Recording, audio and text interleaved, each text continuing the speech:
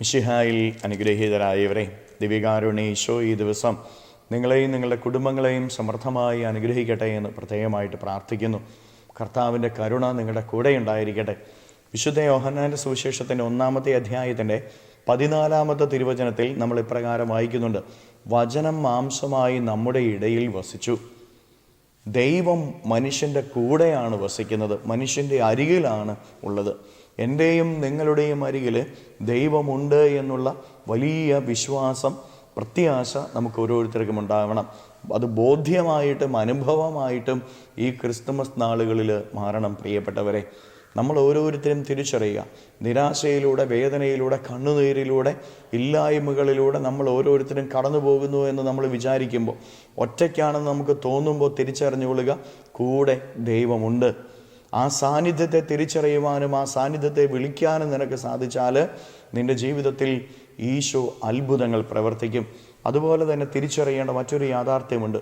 നിൻ്റെ ജീവിത പങ്കാളിയുടെ കൂടെ, നിൻ്റെ മക്കളുടെ കൂടെ, നിൻ്റെ സഹോദരങ്ങളുടെ കൂടെ, നീ കാണുന്നവരുടെ കൂടെ ദൈവമുണ്ട്.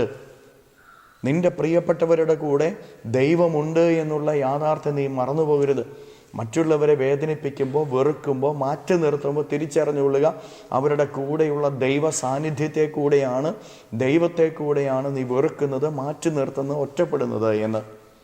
ദൈവം കൂടെയുള്ളവരാണ് നമ്മളും നമ്മുടെ പ്രിയപ്പെട്ടവരും. ദൈവം എല്ലാവരുടെയും കൂടെയുണ്ട്, ദൈവം എല്ലായിടത്തുമുണ്ട്. അതുകൊണ്ട് പ്രിയപ്പെട്ടവരെ, ഒന്നിനെയും നിസ്സാരമാക്കരുത്, ഒന്നിനെയും മാറ്റി നിർത്തരുത്, ഒന്നിനെയും അവഗണിക്കരുത്. എല്ലാവരെയും സ്നേഹിക്കാനും ചേർത്ത് നിർത്താനും സാധിക്കണം. അവരനെ നീ ചേർത്ത് നിർത്തുമ്പോൾ അവരിലുള്ള ദൈവിക സാന്നിധ്യത്തെ കൂടെയാണ് നീ ചേർത്ത് നിർത്തുന്നത്. അവരനെ നീ സ്നേഹിക്കുമ്പോൾ അവരിലുള്ള ദൈവത്തെയാണ് നീ സ്നേഹിക്കുന്നത്. അവരനെ നീ വെറുക്കുമ്പോൾ അവനിലുള്ള ദൈവത്തെയാണ് വെറുക്കുന്നത്. അവരനെ നീ മാറ്റി നിർത്തുമ്പോൾ അവനിലുള്ള ദൈവത്തെയാണ് നീ മാറ്റി നിർത്തുന്നത്. ഈ ഒരു ബോധ്യത്തോടുകൂടെ കരങ്ങളെ യാചനയോടെ പിടിച്ച് നിൻ്റെ ജീവിതത്തെയും ജീവിതത്തിൻ്റെ എല്ലാ കാര്യങ്ങളെയും ഈശോയ്ക്ക് സമർപ്പിച്ച് സ്തുതിക്കാം. ഹല്ലേലൂയ. ഈശോയെ നന്ദി. Hallelujah, hallelujah, hallelujah, hallelujah, hallelujah, hallelujah. കർത്താവായ ഈശോയെ, മക്കളെ ഓരോരുത്തരെയും സമർപ്പിക്കുന്നവരെ അനുഗ്രഹിക്കണമേ, ആശീർവദിക്കണമേ. ഇവരുടെ ഇന്നത്തെ എല്ലാ പ്രവർത്തനങ്ങളിലേക്കും ഇറങ്ങിച്ചെല്ലണമേ. അധ്വാനങ്ങളിലേക്ക് ഇറങ്ങിച്ചെല്ലണമേ. കൃപ ഇവരിൽ നിറയട്ടെ, അഭിഷേകം ഇവരിൽ നിറയട്ടെ.